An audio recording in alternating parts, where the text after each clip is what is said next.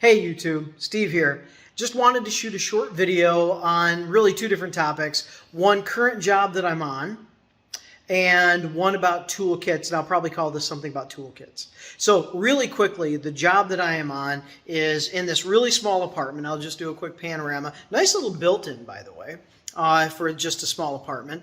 But this is all the wall space you get. That goes into the old basement, which is unfinished. That's the kitchen with an octagonal area for a seat, and then basic kitchen stuff. Behind that partition is the stove. That's the way out. No idea if that works or not. I don't think it does, but if it does, or if it's replumbed for gas, I guess you could do it. And a window, and that's pretty much it. And there's the doorway back in. To that side, you have a closet. To this side, you have the bathroom. So let me flip this around. I'll show you really quickly what the job is that I am doing for this apartment. Here's the closet, by the way, literally just what it is.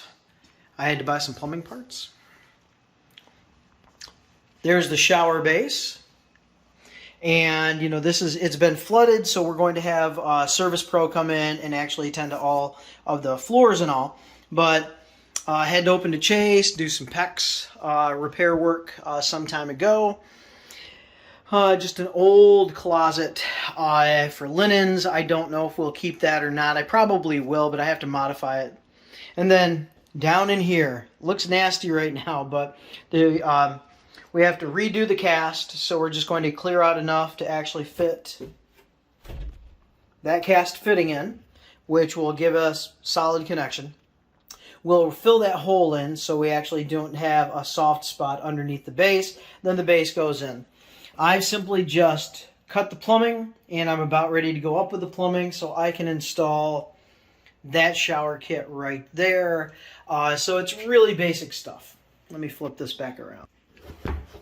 All right, so this is kind of just a get-it-done kind of job. I'm having a plumber actually doing the cast, and he agreed he'd go ahead and set the base for me since he'd be right there and he'd have all the plumbing parts, as opposed to him getting it ready and then me coming in, figuring out the plumbing parts that I would need to get from his fitting up into the trap and then into the base itself. He just said, hey, I do this stuff all the time. Let me set it for you. And I'm like, yay, good. Less I have to do.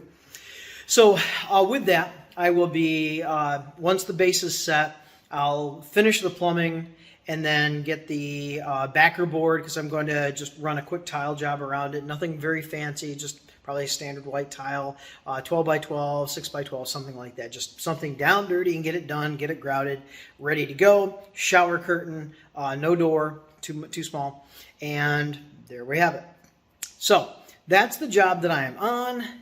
This is what I took out. When it flooded, water came up through, and that is not water or stuff you want to touch. So that's what I'm doing.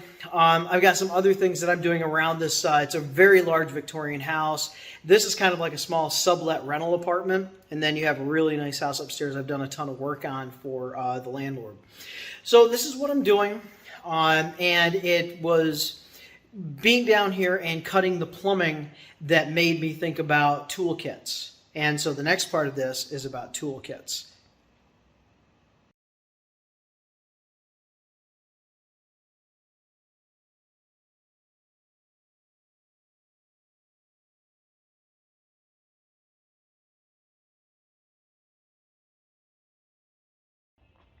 Hey, job update, and my God, job update and maybe a tool thing. So I'm in this basement apartment, and I've been working on the shower, furred everything out, made it as straight as I could with the space that I was working with, and still having to work with that particular shower base and make sure I don't overwhelm it or yet, you know, come shy of it. You know, there's a little bit of tolerance there, but not too much. And so I did what I did, and it actually came out pretty well. I'm okay with the lines that I have. There's a little bit of sawtoothing in the tile, and so my assumption is one of these walls is slightly out. And I laid with a laser level to get my grout, get my center grout lines on that back wall at least, and then took the measurements on there because it was hard to get the laser level in. So anyway, let me flip this thing around. Okay, so worked out pretty well.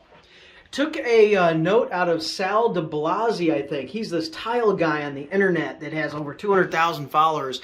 And he was just talking about different ways to cut tile and drill holes in tile. And I took a couple of ideas from him, and rather than just trying to figure out square notching it or whatever, he gave me a couple of different ideas to do something like that.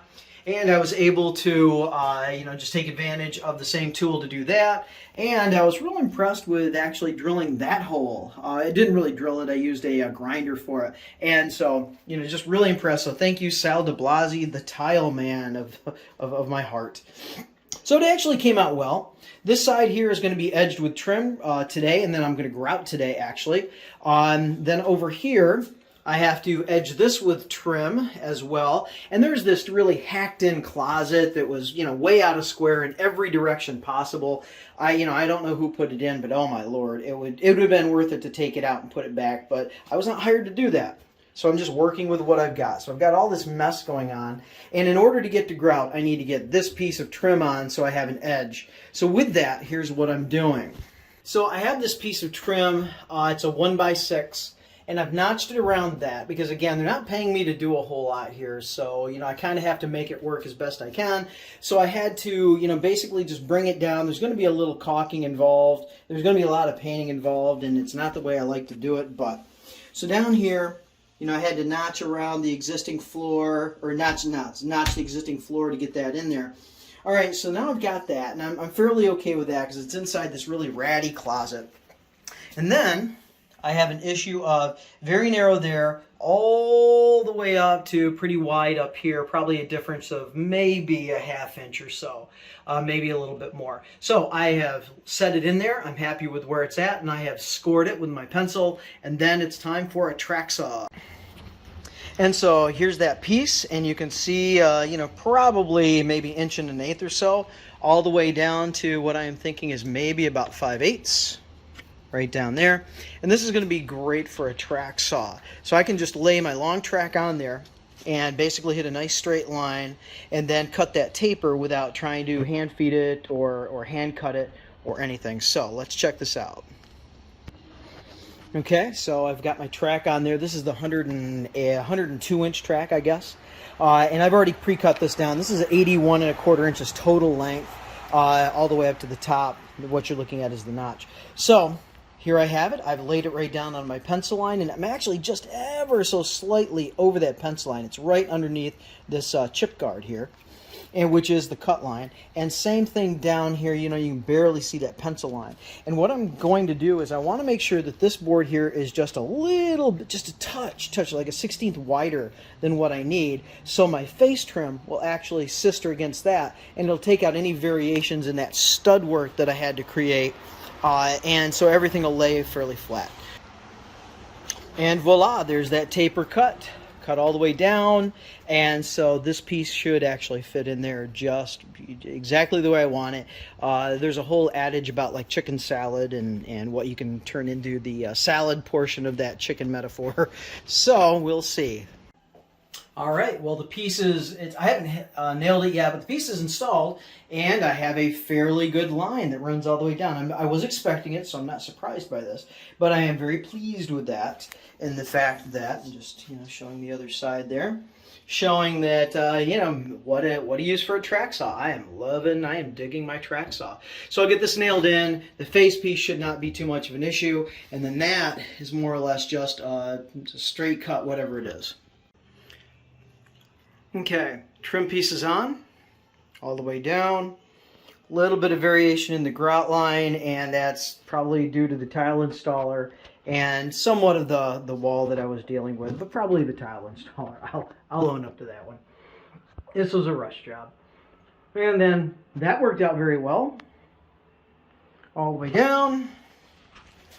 And ties in really well with what I'm dealing with. Coat of paint, and it'll at least kind of seal it up a bit, make it look a little bit more than what it is. And this will just get a shower curtain. It'll get a shower curtain rod. This is just one of those tension rods. Okay, so I think I'm done, ready to pull all those spacers, get ready to clean up, and then it's grout time. Hey, just a quick word, because I'm on this tile job, about ready to mix up grout. And I have this DCD130. It's a mixing drill by DeWalt. So it has low speed but high torque, and specifically made for mixing, although I guess you can drill joists with it. I've seen it in the videos. But anyway, it's a 60 volt flex system, and I will say this is not the first job I've had it on. I have used this on a few jobs, and I've been very, very happy with it, because I know I'm not tearing up a drill that is not necessarily made for mixing thick stuff. Granted, grout is not all that thick, but when you're mixing up thinset and concrete and everything else, and you're going to use a drill for it in small quantities, it's nice to know that the drill is meant to do that and you're not going to burn something out doing it. Dive into it with that grout over there, and then I'm going to go into that bathroom and grout. Just got done with the tile grout, and actually, let me flip this thing around. There we go. That's an ugly cavity. All right, so I will get caulk at the top, and I have color match caulk for that. The escutcheon will clearly cover that and that. Otherwise, everything is looking nice. Really appreciate that as far as just an inexpensive tile job.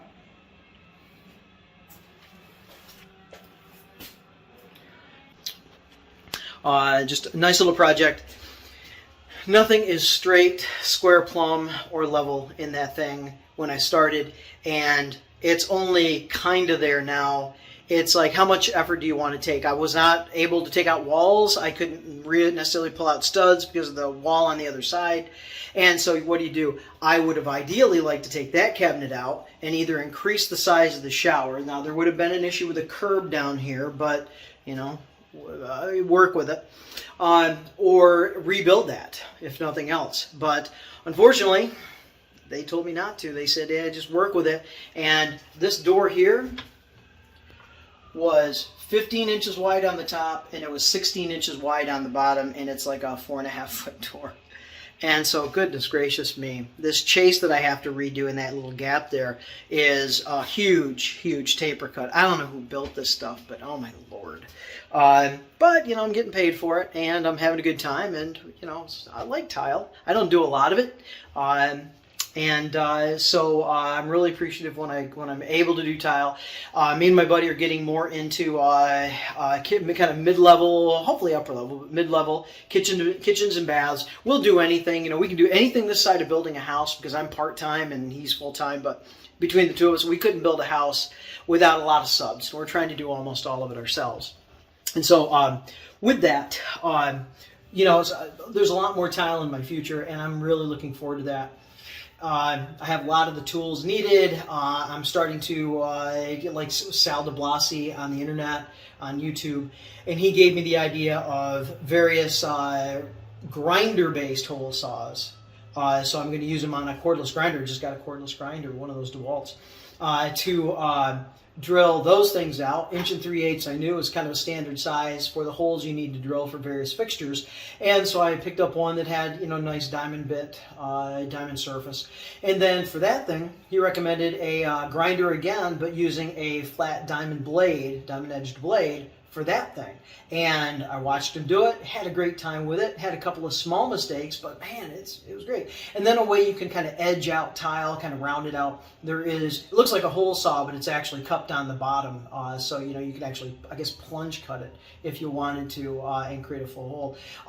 And that was really cool because then you could kind of, when my tile didn't quite fit over that escutcheon, that plaster guard, that I was able to just go and I kind of rounded that out with this piece. I wish I had it with me, but it's packed up in the trailer, and I didn't intend on talking about all this. I was just going to say, hey, look at the grout. I'm done. Yay. But so that was really easy to kind of round that out and make sure that it was like almost like a perfect fit. And the trim kit covers all of it anyway. But man, it looks nice when it's not like this gaping hole and you're just barely covering it. And I've been doing a lot of stuff with just my tile saw. You know, kind of plunge cutting with my tile saw and trying to kind of edge things out as best I could. So this has been kind of a nice little godsend to just say, hey, there got to be different ways to do this stuff. And let's find some experts out there that seem like they know what they're doing. And if you have 200,000 followers, that can't be bad. There you have it. Way longer than I wanted to, but they're always way longer than I wanted to. And you could have stuck with me or not and said, yeah, let's see what this goofball does by the end of his video. All right, take care. All right, I think we're pretty much wrapped up here, except for the painting. So we're all caulked up at top. We had a large joint there, and I didn't want to grout it just because of movement. I think the caulk will flex better than certainly grout will. Everything else is pretty much done, all the way down through. I just sealed the grout, so we're all good to go there. Of course, this will get sanded and painted on that side piece right there. Rather than ending it with like a Schluter strip or anything, they just elected to trim it out a little bit like the door, so that was okay with me. Trimmed all the way down there, or not trimmed, I'm sorry, caulked all the way down there, and they weren't concerned with color of caulk, so I just used the white.